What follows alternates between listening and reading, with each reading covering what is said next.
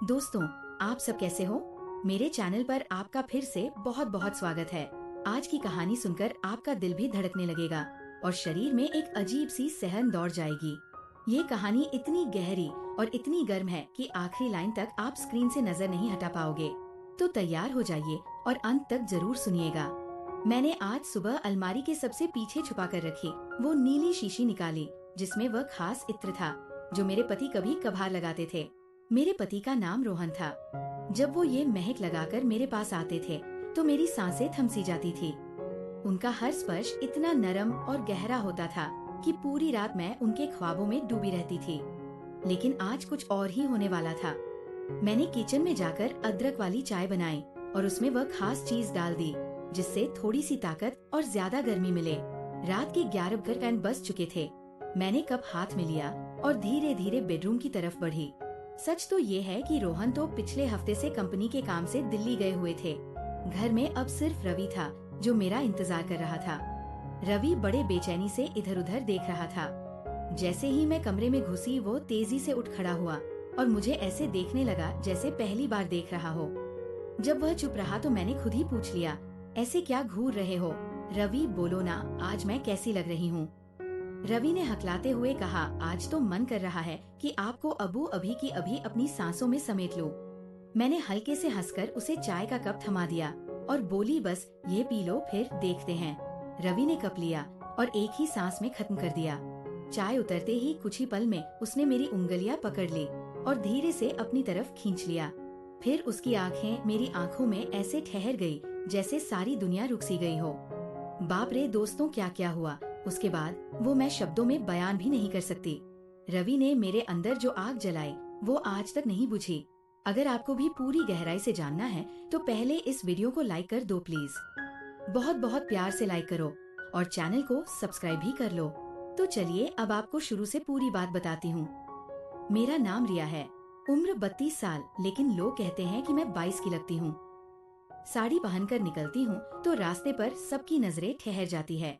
मेरी चमकती त्वचा और वह हल्की सी मुस्कान किसी को भी दीवाना बना देती है। अब बात करते हैं मेरे 27 साल के देवर की जिसका नाम रवि है। उसकी वह मासूम नजरें और अंदर छुपा जोश मेरे दिल में तूफान ला देता है। जब वह मुझे देखता है तो उसकी आंखों में एक ऐसी प्यास दिखती है जैसे वह सालों से किसी मीठे ख्वाब को तरस रहा हो। कभी कभी वो धीरे से कहता है, भाभी आज आप तो किसी जादूगरनी से कम नहीं लग रही। इसी वजह से मेरे पति कभी कभी ऑफिस से जल्दी आकर मुझे पीछे से गले लगा लेते थे। हम दोनों शहर के एक शांत मोहल्ले में रहते हैं। मेरे पति बैंक में अफसर हैं। हमारी एक 5.5 साल की बेटी है जिसकी वजह से मेरा शरीर अब और भी ज्यादा निखर आया है। पति को अपना फर्ज समझकर मैं हर रात उनकी हर इच्छा पूरी करती थी। शादी को 9 साल हो चुके थे, लेकिन रोहन अभी भी मुझे उतने ही प्यार से संभालते थे। उनका हर छूना ऐसा होता था जैसे वह मेरे हर हिस्से को दोबारा जीवित कर रहे हो। मैं हमेशा खुद को साफ सुथरा और महकदार रखती थी। दोस्तों, अगर आपसे दिल की बात करनी है तो इस वीडियो को लाइक करो, चैनल सब्सक्राइब करो और जो सब्सक्राइब करेगा मैं उसे अपना स्पेशल तरीका बताऊंगी। पिछले 2 महीने पहले जो हादसा हुआ उसने सब कुछ बदल दिया। शाम को रोहन ऑफिस से लौट रहे थे। रास्ते में उनकी बाइक का बैलेंस बिगड़ गया और वो गिर पड़े। कमर में गहरी चोट आई। डॉक्टर ने कहा कि पूरी तरह ठीक होने में 9 से 10 महीने लग सकते हैं। ये सुनकर मेरा दिल बैठ गया। अस्पताल में उनकी आंखों में दर्द देखकर मेरी आंखें भर आई। मैंने उनका हाथ थामा और कहा, सब ठीक हो जाएगा। उसी वजह से मेरी जेठानी और देवर यहाँ देखभाल के लिए आए। जेठानी कुछ दिन बाद चली गई, लेकिन रवि को रोहन ने रुकने को कहा क्योंकि वो अकेले उठ बैठ भी नहीं पा रहे थे। मुझे ही सारी जिम्मेदारी उठानी पड़ रही थी। रवि मुझसे थोड़ा नीचे था। उसका शरीर चुस्त दुरुस्त था और चेहरा इतना साफ कि देखते ही मन हल्का हो जाता था। वो ज्यादा शरारती नहीं लगता था। मैं भी खुश थी कि कोई तो है जो मेरी मदद करेगा। पहले पहल वह मुझसे थोड़ा संकोच करता था क्योंकि शादी के बाद पहली बार इतने करीब था। रात को जब मैं रोहन को दवा दे रही थी तब रवि भी पास बैठा था। फिर वह अपने कमरे में चला गया। रोहन के चेहरे पर हल्की राहत थी, लेकिन दर्द अभी भी था। तभी मेरे मुंह से निकल गया, वो भी क्या दिन थे जब आप मुझे अपनी बाहों में भरकर सारी रात जगा देते थे। रोहन हल्के से हंसे और बोले, क्या बात है मेरी जान, आज तो बहुत बेचैन लग रही हो। मैंने कहा, आप तो मजाक कर रहे हैं और इधर मेरी हालत खराब है। सच कहूँ तो ये इंतजार मुझे मार डाल रहा है। रोहन बोले, मैं समझता हूँ रिया, मेरा भी मन करता है, लेकिन क्या करूँ, हिल भी नहीं पाता। बस थोड़ा सब्र रखो, फिर देखना मैं तुम्हारी हर चाहत पूरी कर दूंगा। मैंने कहा, इतने महीने कैसे कटेंगे पता नहीं। रोहन ने मुझे चुप कराने के लिए कहा, चलो चाय तो पिला दो। मैंने हंसकर कहा, आपकी बेटी ने आपकी चाय पी ली है। हम दोनों हंस पड़े। रोहन को दवा की वजह से नींद आ गई, लेकिन मुझे नींद कहाँ आ रही थी। मैं चुपके से रवि के कमरे की तरफ गई। वो जाग रहा था और फोन देख रहा था। मैंने कहा, रवि इतनी रात हो गई, तुम सोए नहीं? वो उठकर बोला, भाभी बस ऐसे ही टाइम हो गया। फिर उसने पूछा, आप भी तो जाग रही हैं? मैंने कहा, हाँ आजकल नींद दूर भाग रही है। रवि ने पूछा, कोई बात है क्या? मैंने हंसकर कहा, जब तुम्हारी शादी होगी तब पता चलेगा। ये सुनकर वो शर्मा गया और मुस्कुराने लगा। मैंने कहा, अरे इतनी सी बात पर शर्मा गए? अच्छा बताओ, किसी को पसंद किया है कि नहीं? रवि चुप रहा। मैंने उसका हाथ पकड़ा और बोली, अपनी भाभी से इतना मत शर्माओ।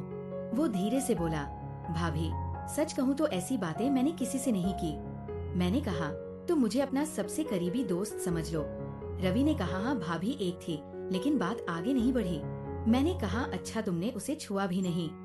वो बोला, नहीं भाभी। मैंने कहा, चलो अब मैं तुम्हें सब सिखा दूंगी। हम बातें करते करते देर तक जागे रहे। सुबह जब आँख खुली तो रवि मुझे देख रहा था। उसने गुड मॉर्निंग कहा। मैंने पूछा, क्या देख रहे हो? वो बोला, भाभी आप सच में बहुत खूबसूरत हो। मैं हंस पड़ी। फिर वो बोला, भाभी एक बात पूछूं? मैंने कहा, पूछो।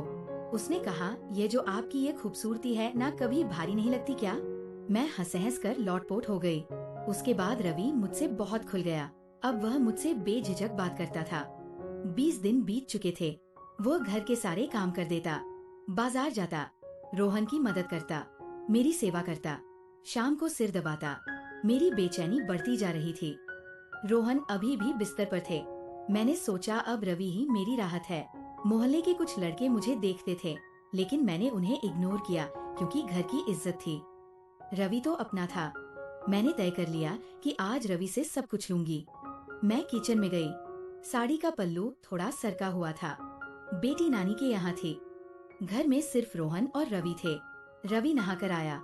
मुझे देखकर वो ठिठक गया और बोला, सॉरी भाभी, मैं बाहर जाता हूँ। मैंने कहा, अरे अंदर आओ, कोई बात नहीं। वो हिचकते हुए आया। मैंने कहा, ऐसे घूर क्यों रहे हो? उसने कहा, भाभी आप इतनी खूबसूरत लग रही हैं कि आंखें हट नहीं रही। मैंने कहा, तारीफ छोड़ो और मेरी मदद करो। रवि बोला, भाभी मुझे नहीं पता कैसे करना है। मैंने कहा, बस पास आओ और धीरे धीरे मेरे करीब रहो। थोड़ी देर बाद उसका हाथ कांपने लगा। मैंने सोचा, अब आगे बढ़ने का वक्त है। मैं थोड़ा झुकी और रवि ने पीछे से मेरी मदद शुरू की। लेकिन कुछ ही पल में रवि का जोश ठंडा पड़ गया। मैंने देखा वो पहले ही खत्म हो चुका था। मैं हंस पड़ी और बोली, ये क्या कर दिया पागल, शुरू होते ही खत्म। रवि हड़बड़ा कर बोला, सॉरी भाभी, पहली बार था इसलिए वो चला गया। मैंने खाना बनाया और रोहन को दिया। रोहन बोले, इतना पसीना क्यों?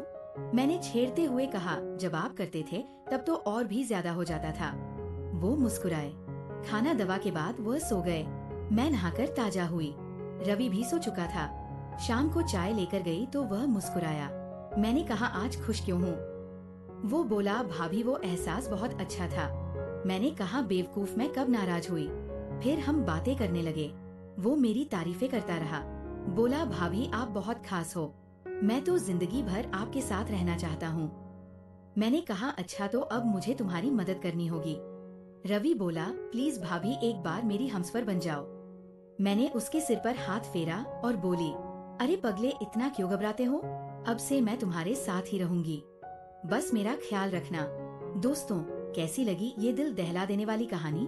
अगर अच्छी लगी तो कमेंट में जरूर बताना और चैनल को सब्सक्राइब कर देना ताकि मैं अगला पार्ट जल्दी ला सकूं।